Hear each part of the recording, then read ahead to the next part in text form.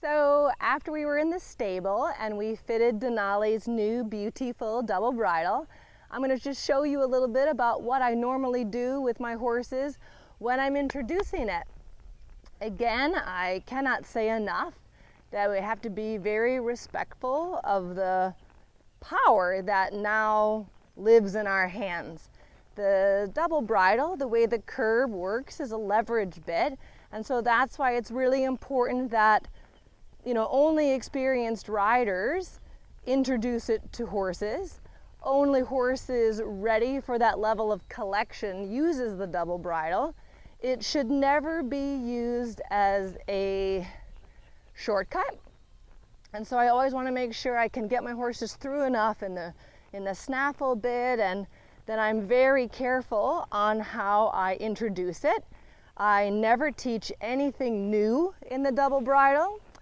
I introduce it. I only do really super easy movements, warming up. If I'm hacking the horse, I'll start to let him get a little bit more comfortable in it, because the snaffle is a jointed bit, so that can be for lateral flexion, but the curb is a leverage bit and is used to bring the horse a little bit more through the pole, which of course gives us more access to the horse's pelvis. And so it's important that we treat it with the respect it deserves and mindfully introduce it to our horses. So again, I'm just going to show you a little bit about, what I'm thinking about and what I do when I'm introducing it. Again, I want to make sure my curb chain is tight enough that the curb never gets more than a 45-degree angle. I like to hold my snaffle in my ring finger like normal, and then I put my curb rein one finger up. There are many different ways to hold the curb, and in another separate video I will go through all the different ways, because it's important to know your craft and be educated. Even if you never use it, it's important to be, knowledge is power. So again, when I introduce the double, I always want to make sure I keep my hands really stable, as if I could carry my whip across both of my thumbs.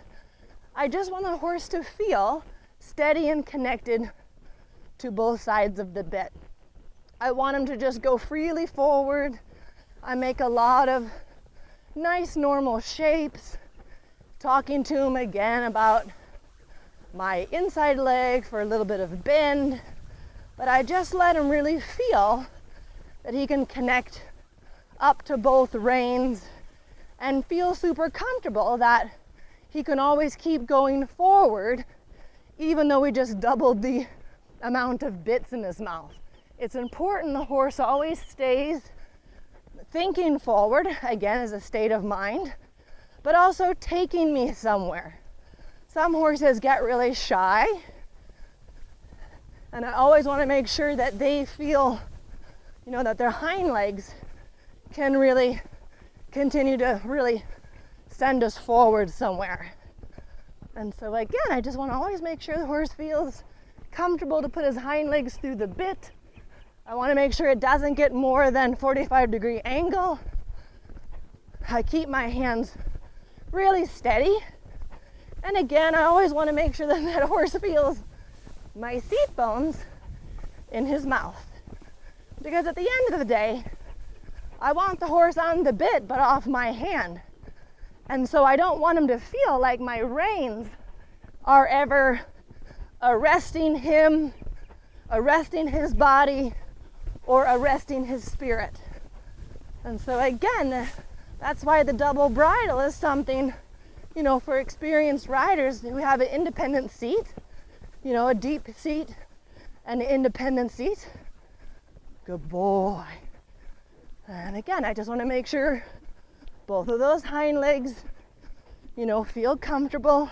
I want to make sure my curb rein is not too tight, because again, I don't want to make it too loose and floppy either.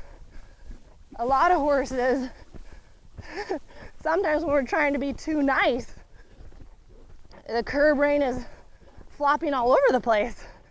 And the horse actually gets more annoyed that the bit is kind of clanging around in their teeth. And so it's important to just, again, stability is really an important piece. I'm going to do a little plie here. You can review Isaac's video of the plie working on Denali's right bend. And again, I want to keep my hands low, because the higher my hand goes, the lower his neck is going to go. The lower my hand, the higher the pole. And so you want to always make sure it's like a little teeter-totter. Because again, we have to take it serious, you know, that there's this leverage now going on.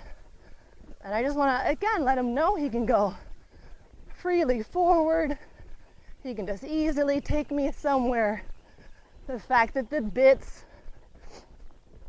are not arresting him or making him tight. I just make nice, easy loops, steady connection into both reins. Make sure he's still listening to my half halt. And they, oh no, okay. Optimistic riding. I love canter. Good boy. Yeah, good boy. Forward is always the right answer. Good boy. Good job. And again, I'm just gonna let him swing, find his body here. Always checking that I've got my thumb on the top of the rein so he doesn't feel I'm sliding back on the snaffle rein and accidentally have too much curb.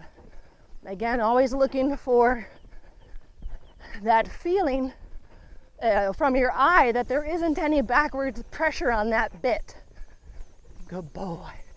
And again, easy checking on this right bend, steady hands, making sure you listen to the half halt. Good boy. Good boy. And then again, I'm going to ask him, just like normal everyday work, I'm going to ask him to stretch down.